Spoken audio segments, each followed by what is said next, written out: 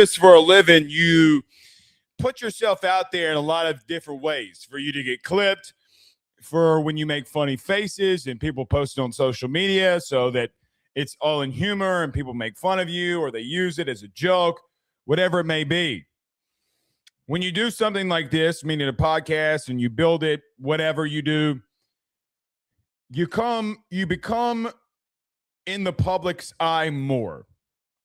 You become something that maybe you always intended to be, but never thought it would become what it become. My life is very public, whether that be good or very bad. 5 to 6 days a week, I come on this show, and we talk about LSU mainly. There's sometimes we talk about other things, very rare, which a lot of you listen and follow the show. 1.95 million of you watched the live shows the last month on YouTube. 7.2 million of you watched on Facebook, and over 12 million of you listened on the audio podcasts. It becomes very public. But so does your personal life. Coming after me, calling me fat, saying I'm ugly, which I am. Not really. Ladies love me. Saying whatever you want about me is completely on the table. Building this, I sacrificed a very long career that I had, a successful career that I had to do this, and came to do this full time because it was my number one passion. What I intended would happen sometimes, but very rarely, would be situations like happened today. In case you haven't been on social media, things were said today about my children and my wife. And I know the thought process should be, don't entertain the trolls. And you're right. You shouldn't. You shouldn't. You shouldn't entertain people that would stoop that low to go after a woman and a child. But I'm not perfect. And I probably should not have entertained the stupidity and ignorance and the dumbasses who do it. You know, the one thing that I've learned in this business is going out and meeting people, going out and or people seeing me. It's funny because if you see me in public, I'll say, what's your Twitter at? And it's somewhat of a joke, right? It's somewhat of a joke in the sense of that I look at this and say, hey, it's funny you're coming up and asking for a selfie in Omaha, but then I ask you for your Twitter at and you've been calling me all kinds of shit. Where's the same energy? Women and children are off limits. And I see these Ole Miss fans coming out here talking about my wife and child. Keep the same energy. There is nothing on this earth, nothing that I would give my life up for quicker than them. Guys, we're talking about a football coach. Lane Kiffin coming to LSU is now the target of Ole Miss fans going after women and children.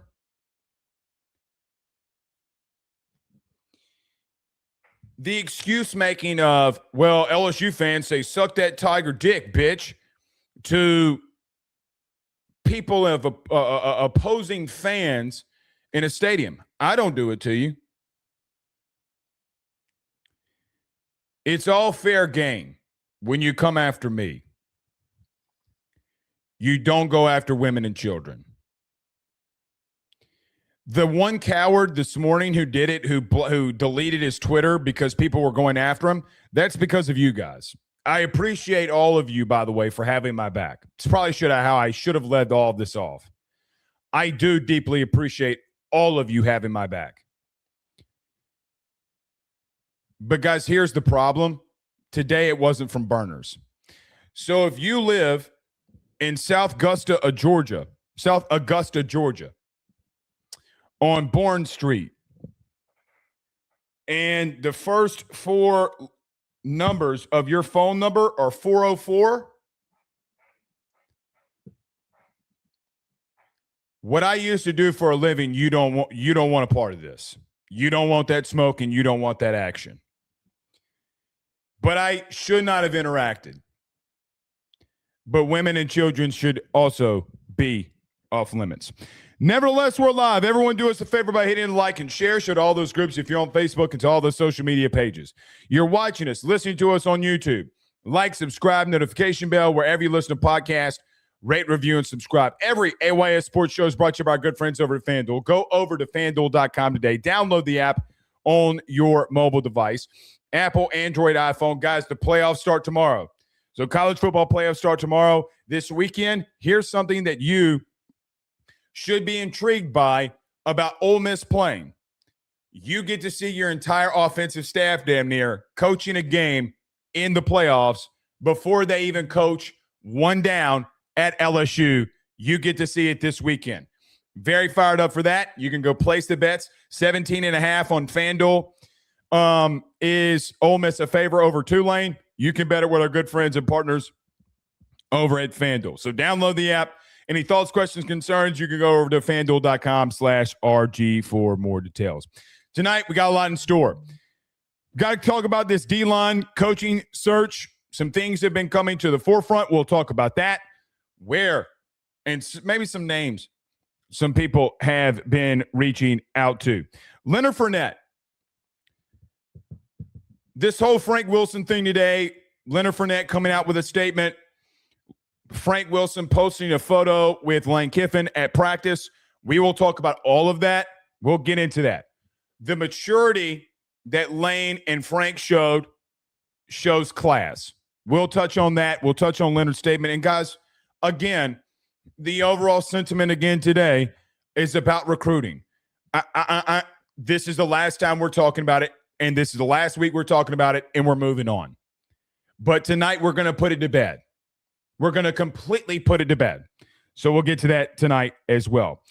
Speaking of Lane Kiffin being at practice number 6, some things that I heard around practice today, some things that I think Lane Kiffin is already getting involved in reference to the team for next year, where they're going to start really focusing in on the portal. We'll get to that as well. Oh, by the way, Michael Van Buren, what are you going to do here, man? It's your time to shine. So we'll get into all that. I saw this. Somebody tweeted this at me today. Blake is Nuss starting the bowl game. He was not. That was a walk-on. Forgive me for misremembering the young man's name. Garrett Musmeyer is not playing in the bowl game. M. Dot on YouTube says 337 is in the building, and Wayne says he is in the 504. Yes, where is everybody listening to from tonight? Tiger Fan 42 says, what's up, Blake? Good to have you in here with us. Greatly appreciate you being in here with us. Justin says the 601 Clinton, Mississippi is in the building. Yeah, I've been to Clinton, Mississippi a couple of times. Really good dove hunting. Really, really, really good dove hunting if you want to go to Clinton, Mississippi. M. Dot with a $5 super chat says, I've never really cared about Ole Miss until all of this madness. Now it's F them for life. They're insufferable. Yeah, today was insane. Today was insane. And at least some of the people that came after my children to my face. At least they didn't cower behind something. But, dude, I could show you DMs for days. It is ridiculous. It has definitely started off a rivalry week. And this is what I'd say.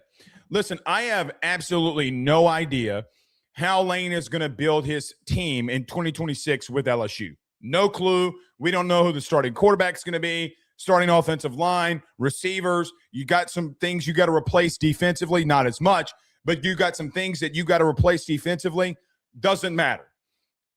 I hope LSU, after they rebuild through the portal this year and they go into Oxford, Mississippi, I hope they run it up. I hope Lane takes no mercy. I hope he beats them by 50 to put an end to it. If they're going to do that to me, what do you think they're going to do to him when he gets in that stadium? I guarantee you they're going to throw shit at him. Without a doubt, they're going to throw shit at him. Penn Jones with a $20 super chat says, already have someone in Augusta area looking for his sorry ass. Yeah, I mean, listen, the dude's never probably going to get married. Women probably find him very unattractive. It's on him. He doesn't have a neck. I mean, he's got pube hairs on his chin. Regardless of all of that, guys, when I went to Omaha, thousands of you were there. Loved the interactions. Some of you came up and got selfies, and then I said, hey, man, what's your Twitter? And I go to your Twitter.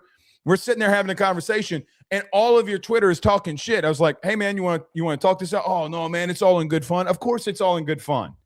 Of course it was all in good fun. Jeez.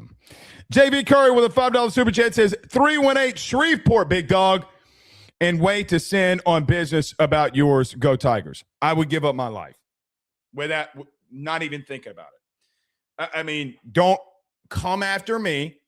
Don't go after women and children. Wives are off limits just as much. You go after my kid. I'll be real with you. I was pretty pissed. But that's what they tried to do. They want to make me pissed. Right? Like they want to, that's the outrage of this. You're that mad over a football coach that you attack another man's kid. Sorry, man. But here's the thing, man. You're going to have to sit in front of the Lord one day and you're going to have to tell him why you did that. That's up to you. That's up to you. All right, let's get moving here. We got lots that we need to discuss. Defensive line search. I know a lot of you have been asking for. We'll get to that. Leonard Fournette thing, recruiting, Frank Wilson, Lane Kiffin, what we're hearing about practice. We haven't even gotten to the bowls. What I'm hearing is the vibe around LSU in reference to what they've seen from the guys that are playing right now. We'll get into all of that.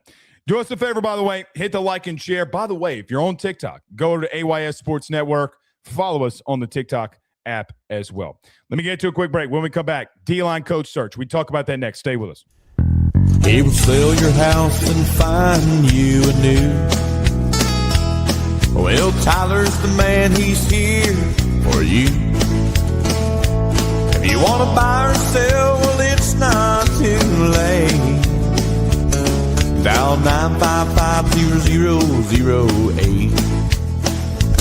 Just call 955-0008. Y'all call Tyler. He'll shoot you straight. Hey, guys, I want to tell you about our good friends over at Red Stick Financial.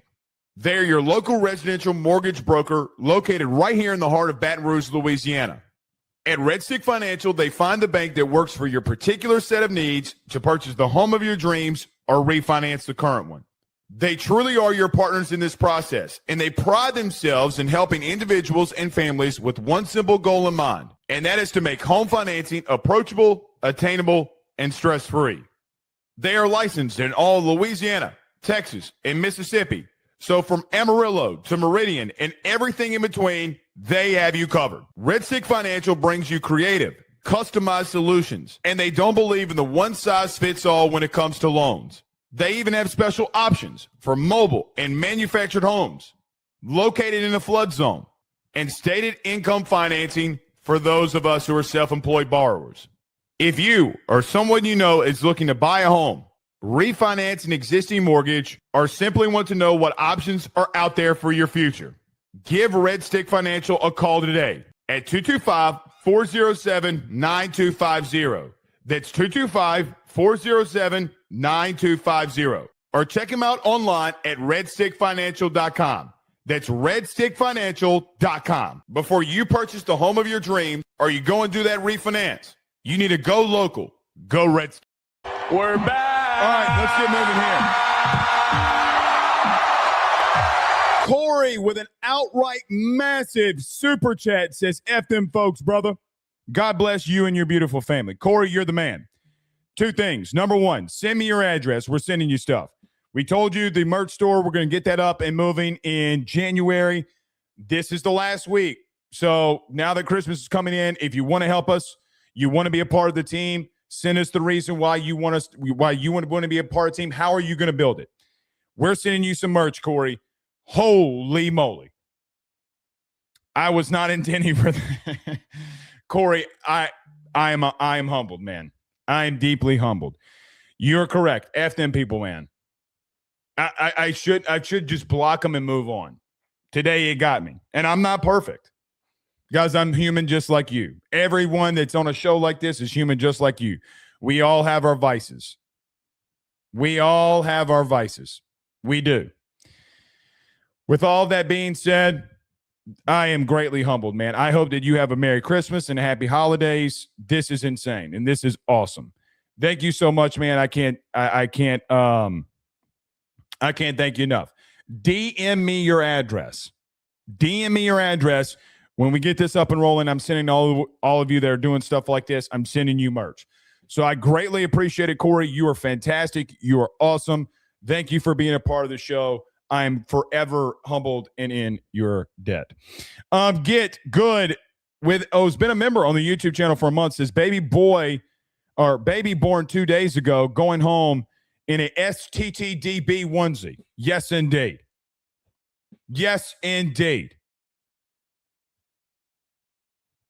Yes, indeed. That is amazing. So between Corey and Get Good, you talk about some awesome stuff. $300 super chat. A $300 super chat. F them folks, brother. God bless. And then we got a new Tiger fan that's born, going home in an STTDB onesie. That's how you know you love LSU. Corey, I am greatly humbled. Get Good. Thank you for being a member of the YouTube channel, man. That is absolutely fantastic. And so is Corey, a member on the YouTube channel. Thank you, Corey. I greatly appreciate it, man. We're going to send you stuff. DM me your address. Dude, I am humbled. I really am. Really am. All right. Let's get moving here. Corey, you're the man. This is the episode 1311 is for Corey. This is Corey's episode. So, Corey, this is what we're about to do. We're about to give you some information on this defensive line search. Gerald Chapman is staying at Florida, as reported by Matt Zenitz of CBS, that LSU and Lane Kiffin had also reached out to Gerald Chapman, who has literal LSU ties, who's kind of been in and out.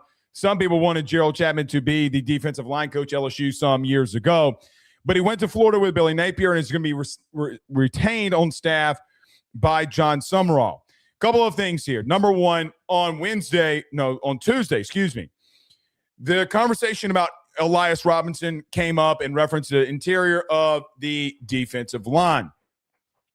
And in that question about the interior of the defensive line, it was reported that I just call him E-Rob, but that E-Rob would be coming on staff at LSU and that he intended to be taking his talents to Baton Rouge. I don't know if he got rubbed the wrong way. He doesn't like the South. He doesn't like Lane Kiffin. He doesn't like LSU. I don't know. But from what I understand, E-Rob had told people at LSU that he wanted to be here and he was coming. And then all of a sudden, Matt Rule fired his defensive line coach and he said, hey, why don't you come over here? There's a lot less stress and yada, yada, yada, yada. Don't want to smoke, you don't want to smoke. And as we talked about Tuesday, I think he's dumb for not taking this job. I think it shows that, confidence in coaching is a big deal. Lane has talked about that himself in reference to confidence being a big deal when it comes to having the swag about you. But that seemed LSU's not going to wait. Last Thursday, a week ago today, I told you that LSU is going to start getting some finality with E-Rob. Well, they did do it, and they wanted to move on here. They're not waiting for him, nor do they need to wait for him. But John Summerall was able to retain Gerald Chapman, and it's also coming on the story of that Lane Kiffin also had conversations with him and made a push to say, hey, do you want to come back to Baton Rouge? So where does this defensive line coaching search stand? Where is it at the current moment? I think that there are a couple of things and a couple other people that we need to keep eyes on, not saying this is where they're going to go. Dennis Johnson, a.k.a. Meatball, is someone who's been rumored to, and name has been thrown out there in the ether. I would tell you that I would feel confident that there have been people around Baton Rouge that have had conversations with him in reference to that. But I also think that Chris Kiffin, Lane's brother, who has been a defensive line coach, also makes some sense here. I don't know where they're going to move on. They have Billy Glasscock and Lane Kiffin have kept this one pretty tight to the vest. they've kept it pretty tight to the vest where I can humbly say, in reference to some of these coaching hires, in reference to some of the things that they want to do, meaning Blake Baker and the advisement of Lane Kiffin, or his advisement to Lane Kiffin about what he wants. LSU as an entity has kept a lot of things in-house. Guys, to be blunt with you, this has very early on been a very tight ship. Now, there's info that is out there, but they have done a very good job of making sure at least local media at the current moment keep some stuff within by, number one, not telling them, number two, somewhat misleading somebody that, well, I'm going to leave that one alone.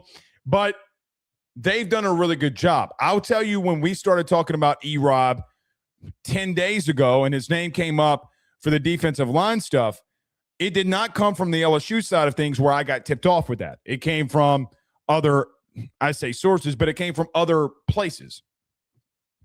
I turn around and say the Gerald Chapman thing also comes out of Florida in reference to this. That LSU and Lane Kiffin, along with Blake Baker, had conversations with Gerald Chapman about coming back and being the defensive line coach. However, he's been at Florida to uproot your family when you could stay at the same place, and defensive line that you built that was really good and a very talented room does Gerald Chapman have at Florida. Working for a defensive-minded head coach probably fits him a little bit better. In reference to Chris Kiffin, I don't think it's a bad hire. I'm not saying that's because it's his brother or anything like that. Guys, Chris Kiffin's been in the NFL and coached some elite, not good, elite defensive lines. We talk about that and say, well, Blake, what about recruiting? Guys, you didn't have a defensive line coach in Richard Anderson and Lamar Brown committed. Again, I'm going to continue to tell you this. Money talks and bullshit walks. I think that there are, let me say it like this. From the way that I gathered this, there have been a lot of people that they've talked to. There is some Louisiana tie into this in reference to the defensive line. I do think that they have gone there, and I think that a lot of things have been under advisement, and Lane is listening to people, but ultimately making the choice along with him and Billy Glasscock. I don't know where this one's going to go. Chris Kiffin is still in the building, and has coached defensive line with his brother, with his dad, everywhere he's been. And I don't think it would be bad at all. I know a lot of people would push back on that, but I think Chris Kiffin, when you go through what he did in his time in the NFL, guys, he had a top 3 unit in run defense in Cleveland and a sack leading NFL sack producer in Myles Garrett. He did it multiple times, being in the top 5 in run defense. I mean, listen, he has had a very good track record. I do know that there have been some people, former LSU coaches, that have definitely been intrigued about coming back. I have no idea. There's been a rumor about, circling around about some, especially like Ed Orgeron. I don't know. I feel like the Ed thing's a lot like the Frank thing. If Ed would have been the guy, I think Ed would have already had the job by now. The bottom line with this is that if you get to a place where it's Chris Kiffin as your interior defensive line coach, guys, I don't think it's a bad thing at all. At all. I think he's a really good defensive line coach, and he's shown that in the NFL. Regardless of that, there have been a lot of conversations. I will be the first to tell you, I don't know where they're going because I don't know if Lane knows completely where he's going. Were there deep conversations with Gerald Chapman about it? 100%. 100%. On Tuesday, I said, listen, there's going to be a time where we're going to talk about this E-Rob thing again. Well, that is today. I thought it would go until next Monday. If I'm being blunt, I thought it would make it through the week and let an answer be said by E-Rob. Regardless, news is news is news. I think E-Rob's dumb for not coming here. I don't know his mindset. It's his life. He can live it. But I look at this situation and go, man, you got a really good defensive staff that you can be a part of. You got 3 interior defensive linemen that are all in the top 50 in recruiting. You got the number 1 player in the country. You got the number 1 defensive tackle in the country. I don't know what else you would need. That's on him. That 100% is on him. I don't know where they're going. And they've kept a pretty tight ship. Have I heard names that they've talked to? Yes. Talking to somebody and formally interviewing is something different. The reason the Gerald Chapman thing probably didn't get legs from a lot of people around here was because of just the simple nature. A lot of people thought that Gerald Chapman was going to stay. Good on him. I think Brian Kelly probably should have kept him. I know that Scott Woodward made him go after Bo Davis, and Bo said he's jumping off of this sinking ship. You want to know why Bo Davis left? There's your reasoning. And I'll just say it like this. I'm not guessing. So he already knew what he had seen when he had seen it. So bottom line here, like I said, I do not know where they're going. I think that there's a couple of things here. I've mentioned this in reference to the transfer portal, but I need to mention this in reference to the things I'm hearing about the coaching search and the coaching stuff. There have been a lot of people that have reached out to their agents in reference to jobs and openings that you may have here. I do think that there is a point in time where you look at this and say, I never heard under Brian Kelly of people wanting to be here. It's not been the same under Lane Kiffin. There have been a lot of intriguing minds wanting to know, especially about the interior of that defensive line, what they could do. Do I think that there are a lot of people who want the entire defensive line room? Yes. Do I think that given the circumstance that just coaching the interior defensive line kind of limits you where you go? Also, yes. You know, does a Jamar Cain want to come back? Does a Meatball want to come back? I know Ed is begging to come back into coaching. So we'll see about all of that. And when it gets there, it will get there. It's going to be interesting to see where it goes. And if ultimately, like, you land on a Chris Kiffin, I know some people will balk at that. I don't think it's bad at all. I think he's a hell of a coach. A hell of a coach. I could see Chris Kiffin still being an analyst and coaching that star position now that Lance Guidry has moved on and is going to be the defensive coordinator at Oregon State. That would also make a lot of sense. They have a plan. They're going to execute that plan, and they'll go with that plan. So just being completely open and honest, I do not know where they're going. I think Jamar Cain would rather be at edge than interior of offensive line if I had to be humbly guessing. And I'll leave that there. But family, being near family is being near family. So we'll see. Another thing. Last Thursday, I said that Lane wouldn't mind looking at guys in the NFL. If that is the case, the problem with going after NFL guys is mainly due to the fact that the portal opens on January the 2nd. You could have a Matt House, stay with me, a Matt House situation where you're talking to recruits and like Matt House or a new defensive line coach is doing it over Zoom because they're coaching in the NFL, but they intend to come to LSU. I've also been told by multiple people that some NFL defensive line coaches have been contacted. That's neither here nor there. We'll see how all this one goes. Where they go, guys, I'll be humbly honest with you. I have no clue. So we'll continue to monitor that. Same applies with the running back position. I still think it's Kevin Smith unless Kevin Smith gets a better offer somewhere. But he's been with Lane Kiffin for quite some time, and I think that he wants this guy. So we'll see. All right, let's move on here. Everyone do us a favor. Hit the like and share. Every AYS show is brought to you by our good friends over at FanDuel. Download the FD Sportsbook app today. A couple of ways to get involved in the show. I see a lot of you sending some super chats. We will get to those in just a moment. Got some more show we need to get to. Do us a favor. Hit that subscribe button down below if you haven't done so already. Hit the retweet if you're on Twitter. Leonard Fournette, one of the great running backs in LSU history, tweeted something out today about Frank Wilson. Before I get to what he tweeted about in reference to Frank Wilson also sent out a tweet today too.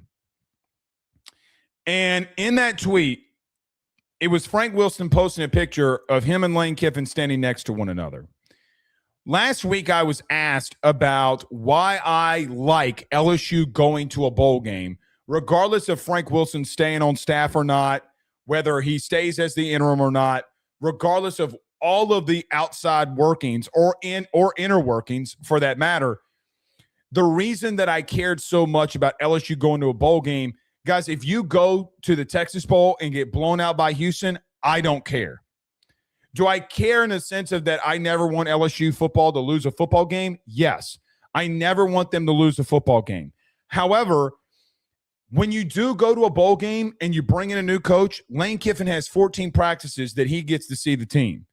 Guys, for an entire practice, your new head coach gets more of a feel about where your team currently is.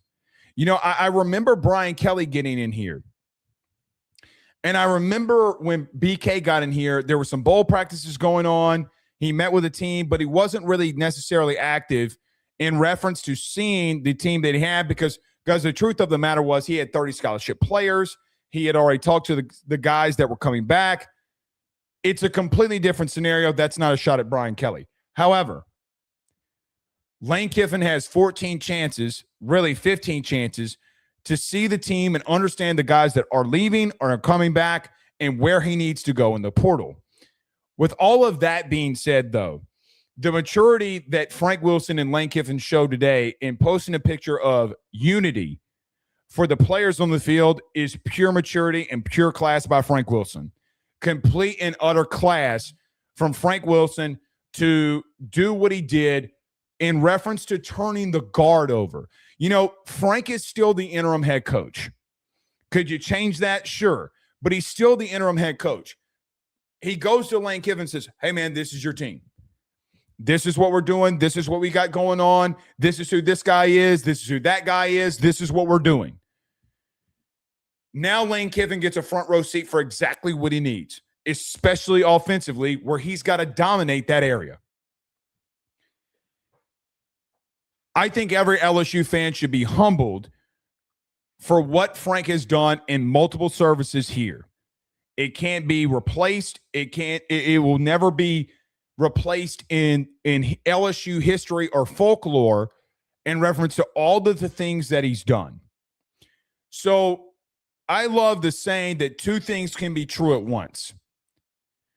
In talking about two things can be true at once, I love the maturity by Lane Kiffin. I love the maturity by Frank Wilson and the unity for turning this place around because, guys, it needs to be turned around. You want to make a playoff every year, you got to go in that direction, and you're handing off the keys to a team and a place that fancies themselves of constantly being a playoff team.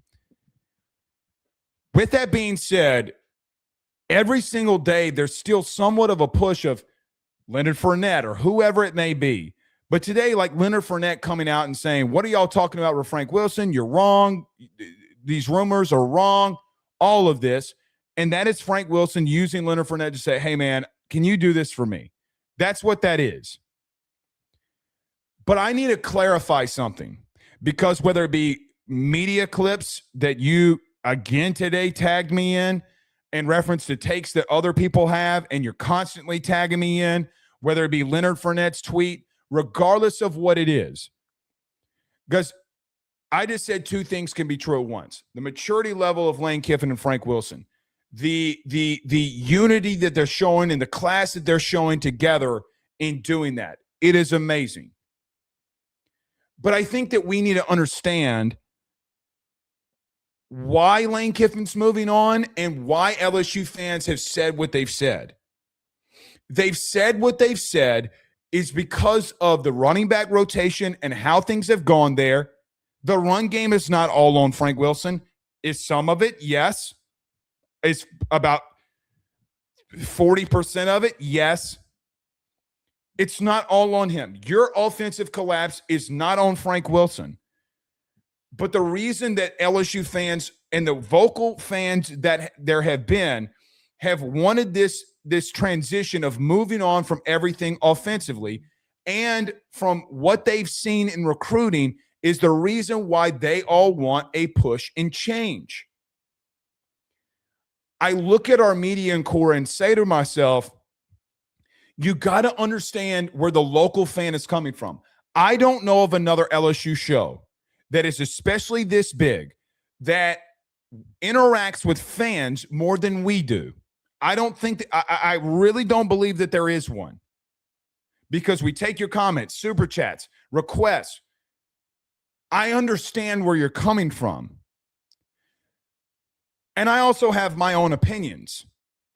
Like, I keep hearing about, again today, in clips that y'all are tagging me in, about recruiting. And this is something that Lane Kiffin's going to have to either do or go outside the state and bring in elite talent. Not good talent, elite talent. It's something that we talked about last night.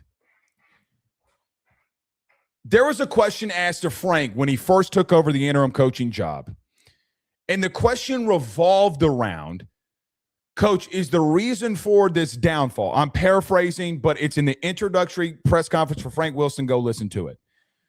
But, Coach, there's a less than 50% roster of the roster that is built, under 50% of the kids that are currently here, and not 50% of the current players, but 50% of the starters, are not from the state of Louisiana. And the great Sam Nader always used to say, if LSU is going to have the most success, it's about having local guys around 65 to 70%. And you're not there, especially from a starting standpoint. But guys, if I would have told you in the beginning of the Brian Kelly era that in the 4 recruiting classes that he had, and I do take out 2022 because he was here for less than a week, and that majority of that class was signing. But I look at the recruiting from within and all of the defense that's coming for Frank Wilson, and where fans come and say, hey, guys, you keep telling me about recruiting, but, guys, in 2023, out of the top 10 players in the state in the class of 2023, you missed on 6 of those players. And in every other class after that, of players in that class that were in the top 10, in 2025, you missed 5 of them. In 2026, you missed 5 of them. In 2024, you missed 2 of them. I look in just a very small sample size and say to myself, in 3 years of recruiting, whether it be the 23 class and that top 10, the 24 class and that top 10, the 25 class and that top 10, combined in all 30 of those, guys, you missed 16 players. Over half of your class from the state of Louisiana that normally you would lock down, you didn't. So of the 30 top 10 players combined in the classes of 23, 24, 25, 26, if you take out 24, I should take out 24, but 23, 25, 26, of those 30 players,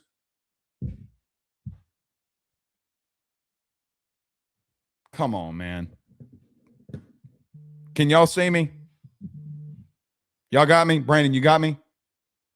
You got me? Thumbs up in the chat if you got us too. We just had a power surge. Y'all got me?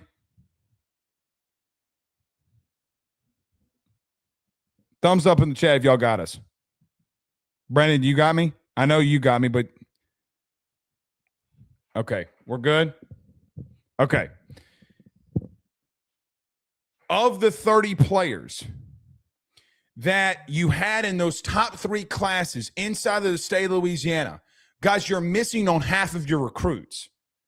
So we've been talking about recruiting. We've been talking about the things that you must do to have success here.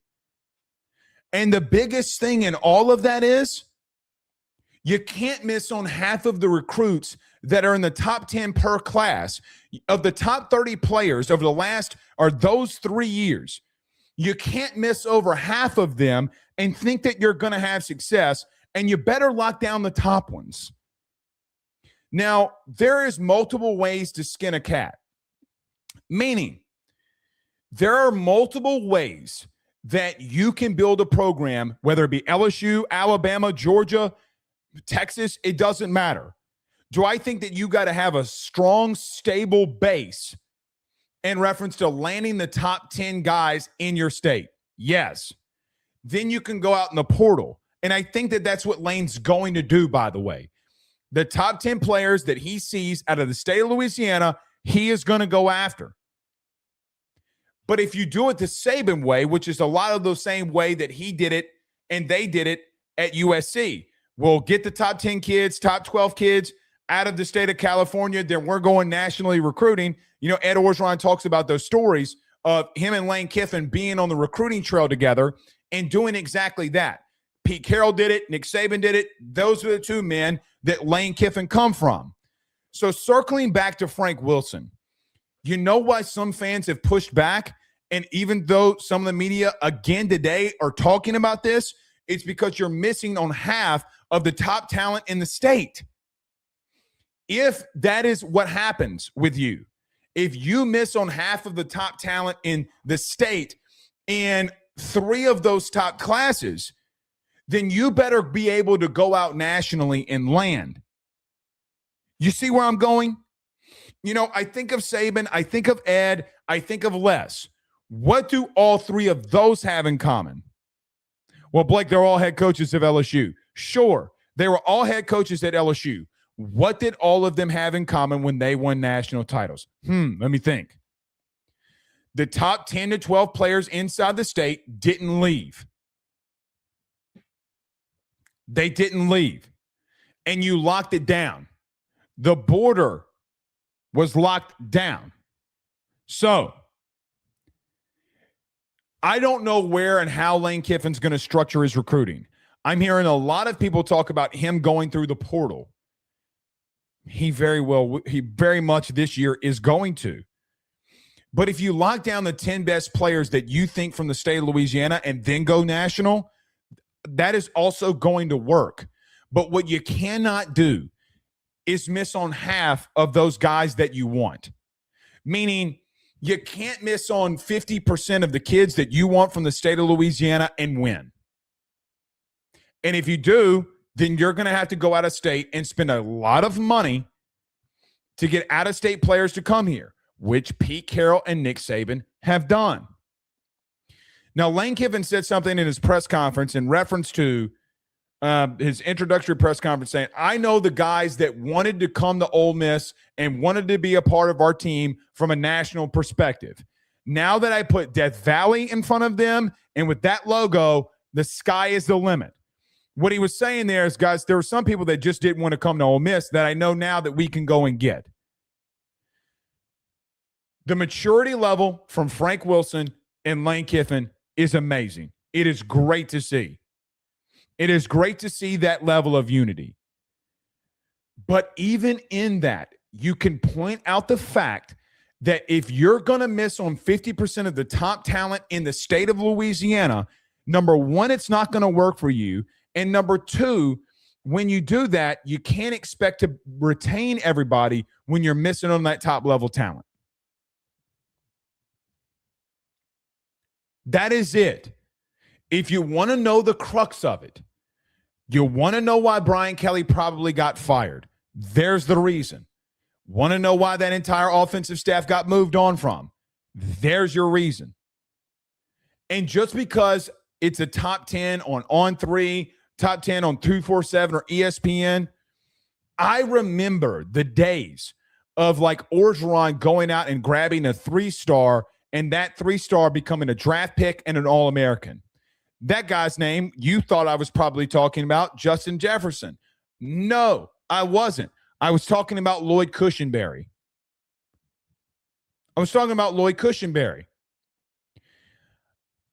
I look at a 3-star kid that you identified as a top 10 player in the state who became an All-American. Something is wacky with our system. Something is completely wacky.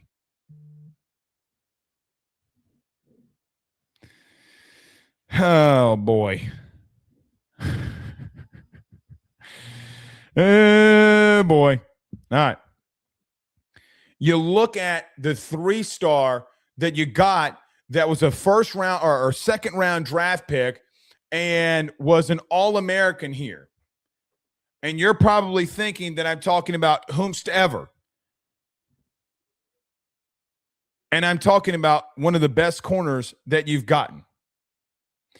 I look at a situation where you go and get a 2-star from Destrehan or a 3-star from Destrehan, who everybody said that academically they didn't think he was going to be able to go. It's not about identifying the top players because On3 or 247 says it. You got to land on the top 10 players in development and recruiting and scouting.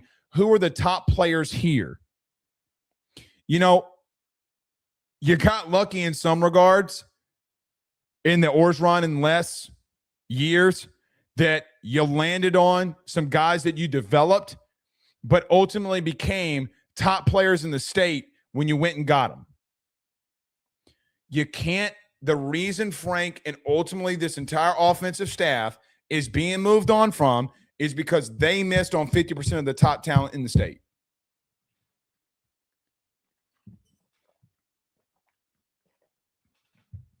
Leonard would tweet again today, too, and say, well, look at all the players he did bring in. Yeah, that's fine a decade ago. We're not in a decade ago. And he did with Tyrann Mathieu, Leonard himself, Leonard Fournette. You weren't missing on 50% of the talent. And when Les's classes started missing on the top talent in the state, he got fired. So did Brian Kelly. That's it. That is the tweet. That is the text. That is the segment. That is the clip. I think of the 3-star Malik Neighbors, by the way. Right? He got a 4-star when he committed and flipped from Mississippi State. See how those things work out? Again, we talk about all these things. I love the fact that Lane and Frank did what they did today. It also, I hope this all comes and it gets put to bed. We're not talking about this moving forward. So stop tagging me in them. If people want to still bitch, moan, and complain, by all means, it's your life. But stop tagging me in them. The bottom line is, though, you miss on 50% in the talent in the state, you're just going to lose. You got to get 10 players out of the state every year at minimum. And you got to land on some of them. Just because they have a 3-star next to their name doesn't mean shit. Who are the best players in this state? You know, one thing I remember Ed talking about was that he would have local high school coaches that would call him and say, listen, I know this kid's a 3-star, but he plays on such and such a team, or he plays in my team, and you better give him a look. You better give him a look. And a lot of that happened. So we'll see. All right. Let me get to a quick break. When we come back, Lane Kiffin sees the team. Need to talk a little bit about portal because we kind of got some intel on that. We'll get to that next. Stay with us. Guys, let me tell you about our good friends over at Grand Slam Heating and Air, where your comfort is their top priority. At Grand Slam Heating and Air, they promise to provide customers with high-quality HVAC service at an affordable price while ensuring the homeowner peace of mind. From their office to your home, they guarantee the best hassle-free experience around. Efficiency and comfort is their game.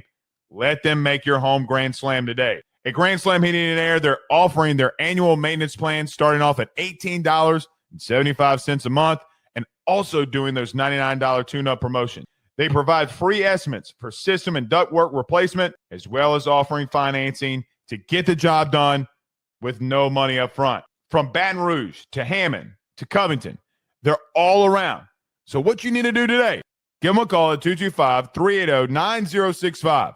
That's 225-380-9065. Or go over to the website, getgrandslamair.com. That's getgrandslamair.com, where your comfort is their time. Guys, I want to talk to you about our good friends over the Drake Williams Law Firm and Drake Title Company. Are you facing tough times due to an injury from a car accident, navigating the complexities of divorce, or purchasing a new home? At the Drake Williams Law Firm and Drake Title Company, they understand the challenges you're going through, and they are here to help. The lawyer team of Ernie Drake III, Ryan J. Williams, and Summer Vignair, along with Morgan Daniels, have the experience and proven track record to give you that peace of mind. Give them a call today at 985-386-7600. That's 985-386-7600 to schedule a free consultation at their brand new office located in historic downtown Ponchatoula. They're also doing a special, the AYS special. If you're refinancing or closing on a home in Southeast Louisiana, request the Drake Title Company to handle your closing. If you mention Blake Ruffino and AYS, you're going to receive a $400 discount on title fees. Again, give them a call at 985-386-7600. Let them know that Blake Ruffino sent you on by. We're back.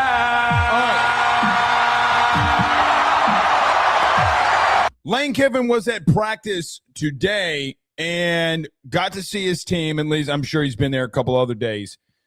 But there's some things I wanted to talk about in reference to that. So last week we had a discussion on this.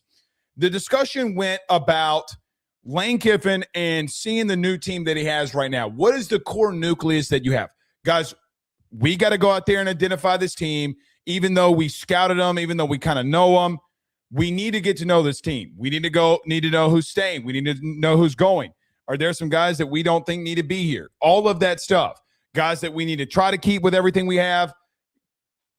Guys that maybe we don't need to keep. I mean, guys, that's just how all of this works. So there's a couple of things that have been circulating that I want to talk about.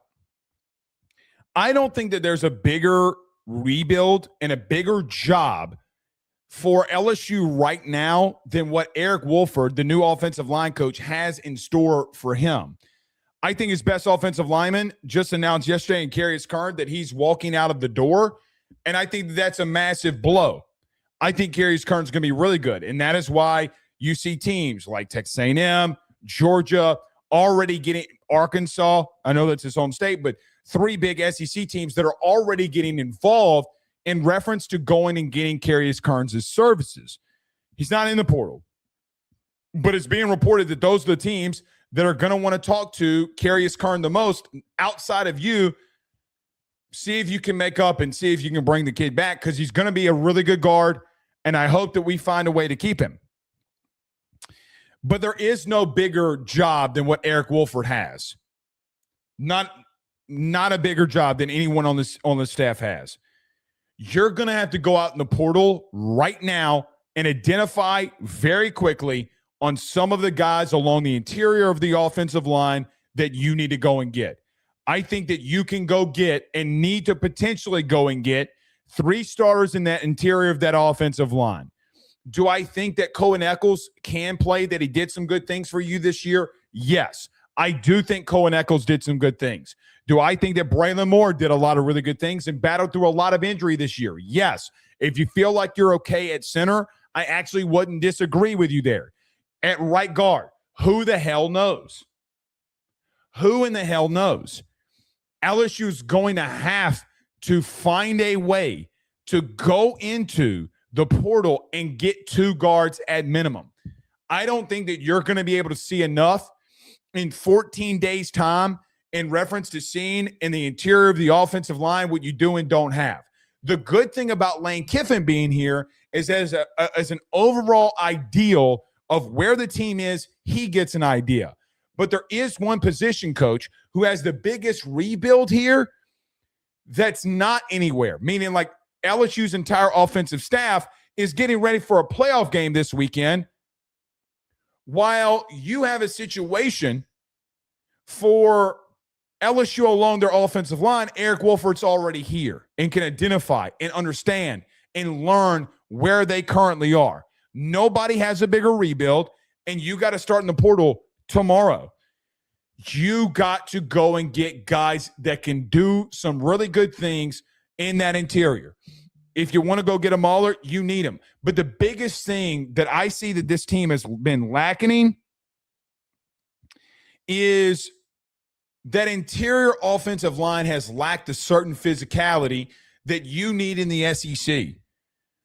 The most physical unit that you've had in the last 5 years has been the interior offensive line that you had in 2022 with Anthony Bradford. And you had Anthony Bradford in there who can really, really get a lot of push. A lot of push. That's where you need to go again, and you got to start getting better there. I think the biggest miss and the biggest problems that Brad Davis has had as an example is not been at tackle. Well, Blake, Weston Davis has been pretty bad. I don't think Tyree Adams had a bad year. I thought Ori Williams finished out the season pretty strong, and you had 2 draft picks at tackle in Emory Jones and Will Campbell. So with all of that being said, the interior is lacking a lot. I'll give an example of something. You know, Brian Kelly gave us a lot of practices. I think it was 17 total this fall. And in those 17 practices, when I would see the second unit, Cohen Eccles was a part of it, Paul Mabenga, some others, that's where things got very dire. That's where things got really bad. So I don't know what guards are hitting the portal. If you want to go for a center, by all means do it. Maybe Braylon Moore is what they think who can lock down that position. But you need guard help, and you need it now. Do I think you need a right tackle? Yes. Do I think you should go after 5 offensive linemen and tell everybody to come in here and compete? Hell yes. Because I don't think you have a starting 5 offensive linemen, and I really want to just say starting 4 because I think that you can go in the portal. I do want to see more of Ori Williams. I hope Ori Williams stays because I think he did a really good job in the games that we saw him play at right tackle. And you can have a situation where you have your bookends. Everybody in the interior of that offensive line, your job's up for grabs. Nick Savage, the new strength and conditioning coach, for what it's worth, knock, knock, knock. This place has lacked a certain set of physicality. It is no bigger job outside of Eric Wolford's to get that interior offensive line rolling. There is no bigger need than in strength and conditioning. You know, we've talked about a lot of things here. We've talked about over the last month and a half, Lane Kiffin, new staff, portal, current players, Frank Wilson, Corey Raymond, Blake Baker. We've talked about so many different things. You know what the biggest thing that we've missed is that strength and conditioning position and it getting turned over to Nick Savage instead of Jake Flint.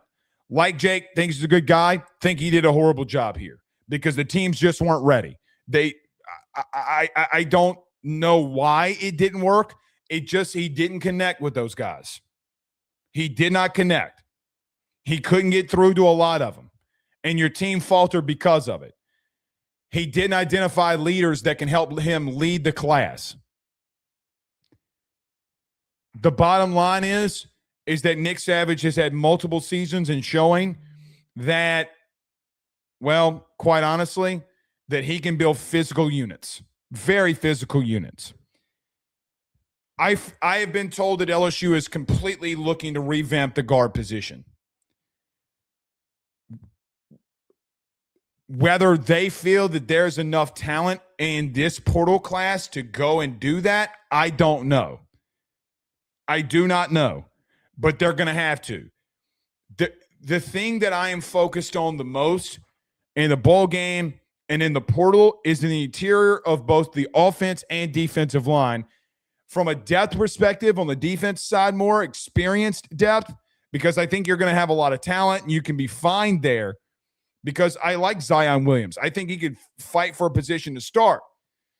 But you still have Don McKinley. If he doesn't enter the portal, you still have a lot of situations going on here where you're bringing in 3 interior defensive linemen that some true freshmen can give you some reps, 10 to 15 reps per game if they needed to. Because, look, these 5-star guys got to be ready to go. Bottom line, do you move and ask Lamar Brown if he wants to start at guard? Can he do that? I don't know. But I think it's a very interesting conversation. Can you utilize him during the spring or in the fall at both? and say, listen, we need to find out what your best position is. Is it a guard? Is it a defensive tackle? And we go from there. But you're going to have to go in the portal and I think get 3 interior offensive linemen, whether a center included, go right on ahead. But you're going to have to trim the fat along your offensive line. Pun intended. Another thing, just some things that I hear. I know that this week, and especially today, after making some phone calls, I think that the wide receiver room really kind of opened some eyes from some of the younger players. Destin Hill, Teron Francis, Phillip Wright, to name a few. Those Louisiana guys really stood out. It's going to be really interesting to see what Lane Kiffin thinks and they do at receiver. Do I think they're going to bring some guys in? Yes, I do.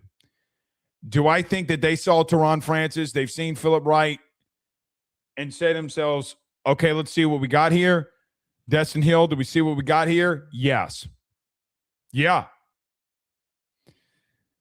But I still think they're going to bring a couple in.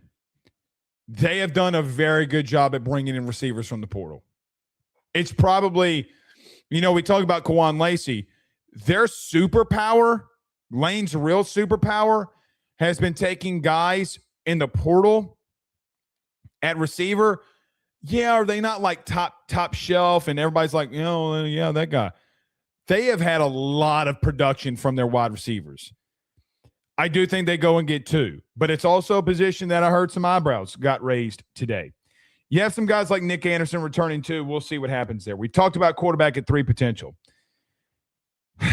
At tight end, I do think that there is room at the tight end position. I have heard that there have been some early conversations about Trey Green and to Trey Green and with Trey Green. I think the biggest mismatch, I think the biggest weapon that I am so intrigued to see when Lane Kiffin's now here at LSU and calling plays along with Charlie Weiss is how they utilize Trey Green. How are you going to use the 6'7" tight end who can line out wide, caught a lot of passes in the red zone this year, made a lot of big plays? Yeah, got to be a little bit more consistent in catching the football.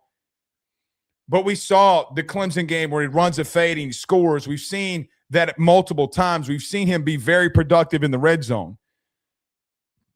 I think that they utilize him and they use him and they see him as very much as a unicorn. The Nike deal that got signed with Trey Green to stay at LSU, and I say to stay, not that he was going anywhere, but you solidified one of your top targets. You did the same with DJ Pickett. So you want to know what Lane Kiffin thinks? Hey, those Nike deals that just got handed out? We just used it with Trey Green and DJ Pickett. Light bulb, right? No, it's not by accident. But I think that the way that Lane Kiffin likes to utilize tight ends at the end line of scrimmage is also going to be very key. Guys, in the high school level of things, we were talking about this with Shay Dixon of On 3 last night on the show.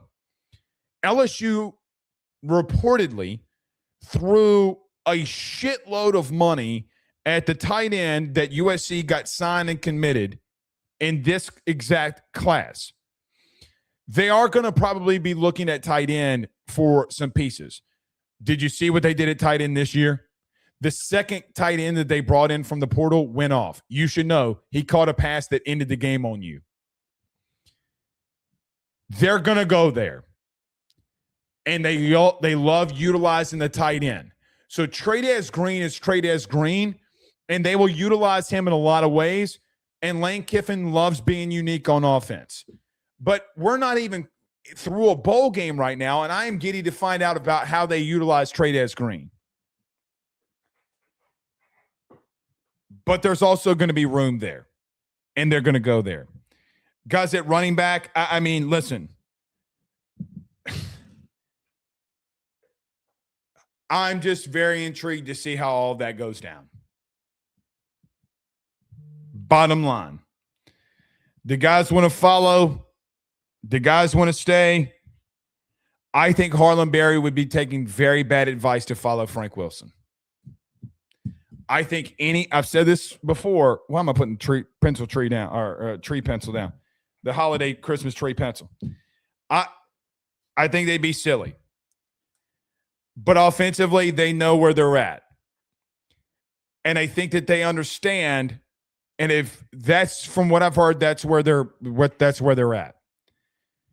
I still think you need the double digits in the portal. And I think, look, you got what? I guess technically 2 weeks. When is January the 2nd? Let's look that up really quickly. Love me. Let's look that up very quickly. So you got next week, that's Christmas.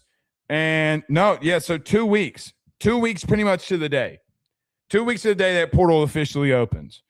So I would assume after Christmas, New Year, this thing's going to really getting ramping, but within the next 2 weeks and probably even in the beginning of next week before Christmas even starts. So you got a week for that. They're going to be killing that portal on the offensive side of the football. They're going to spend a shitload of money. They are. All right, let's get to some super chats here. Corey, still a dog, man. Still a dude. $300 super chat. Corey, you're the man. Humbled and blessed. You are the man. You are the freaking man. Thank you so much for doing that, bro. Thank you so much. Get good. We talked about that. What, Brandon? Yeah, do it. Stand by, guys. Stand by.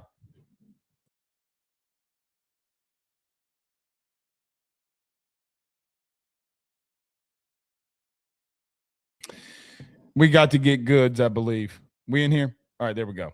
Had to clean that up. But congratulations again on the baby. Let's get to some of these super chats before we get out of here. Bayou Bengal $5 super chat says, heard that Jaden Ball from Florida was said to be entering the portal today. Could you see them going after him and Lacey? For sure. I think Jaden Ball's a dog. If he does ultimately hit that portal, I mean, I think that I'm sure they won't Kawan Lacey, so they probably wouldn't go after Jaden Ball. And yeah, but Jaden Ball's a dude. Could you utilize both of them and say, hey man, let's go utilize this 1-2 punch and let's just kick ass and we're gonna give you a lot of money to do it? Yeah, they could do that. They 100% could do that. That would be the most dangerous backfield in America. But they need an offensive line, though. They need an offensive line. The way the both of the running backs that you have right now, like, here's what I'd say. Do I think that they could utilize Harlan Berry in a lot of special ways? Yes. That's why I think only getting another top premier dude, yes. That's why I don't think you go after Jaden Ball. They're going to go after Kawan Lacey. You could utilize that 1-2 punch. Lane wants guys that can break tackles in the mesh of things. Go look at any running back he's had, whether it be Quincy Juckets, Kawan Lacey. They want physical dudes. So, like, Harlem's just a unique character in that. So, if you had those three, you would be like, I don't even know how to explain that. I don't think you would have all three. I do think that Caden Durham's style of play doesn't necessarily fit Lane completely unless he just changes some things. So, Brian says, Grats Tigers with a $50 super chat. Thank you so much, Brian. Thank you so much for that super chat. That's absolutely awesome. I greatly appreciate that. Calvin says, from Springfield, Louisiana, be easy, my guy. I appreciate that, Calvin. We're not far from you. You need to wake up early in the morning, Calvin, tomorrow and go to Bojangles. I haven't had Bojangles since it first came out, man. Since it first came out towards me. But them blueberry muffins, dog, they slap. So in Springfield, you need to make your way to Albany tomorrow. That's what I know. That's what I know. Thank you so much. Humble for the super chat, buddy. Brian Hahn says, it's in God's hands, but God bless you and your family. He's been a member for 1 month. Thank you so much, Brian. I greatly appreciate that, man. Yeah, the trolls got me, man. The trolls got me. Alexander Taylor with a $2 super chat says, Eric Henderson, if Lynn goes to Penn State. Well, Lynn was at Southern Cal practice today. I mean, I could definitely see that. That would be a great option. Yep, a very good option. I do, look, Randall Joyner, they talk to. E-Rob, they talk to. Chapman, they talk to. Henderson, I would assume the same. Again, we'll see there. We'll see. Very, very interesting. Very, very, very interesting. Stephen Young with a $10 super chat says, Lane proved that he could identify underrated players at Ole Miss. Why should we question that ability now? Is he suddenly going to forget how to evaluate players? It's a great point. It's a very good point. You got to get the top 10 dudes in the state. Who are the top 10 guys you identify? And yes, he did. Like, that doesn't change at LSU. And look, there's a big reason why Billy Glasscock's in and Austin Thomas is out. They do have a little bit of a rebuild on them, though. The offensive line right now scares the shit out of me. Scares the shit out of me. Stephen Young with a $5 super chat says, Harlem could double as an elite receiver, running back. Think Clyde Edwards-Helaire. I think that he could. He could be a unique. Clyde would go into the interior of that box, and I mean, he would break some tackles. He was still a very physical runner. Harlem's not that physical yet. It's a different beast. You need somebody that can just break tackles at the line of scrimmage and put their head down and go get 3 yards and not worry about it. And that's why Kawan Lacey had a massive year. That's why I kept giving him the ball. Because Lane understands, if I'm going to go get 4 yards a pop, I'm going to get 4 yards a pop, and I'll run the ball 3 times in a row, run some tempo on you. That's a whole nother thing, guys. Like, imagine going from Les Miles' offense, or from what? I mean, shit, a decade ago. We have gone from Les Miles' offense to Lane Kiffin, and you're going to be up tempo. You're going to run tempo. That's how you do things here, man. That's how you do things. So, yeah, I could see it. Would be a really, really good addition. All right. We'll see y'all soon. Y'all have a blessed night. Go hug and love on your kids. Thank you, Corey, again. Thank you all for sending the super chats. I greatly, greatly appreciate it. See y'all soon. Peace.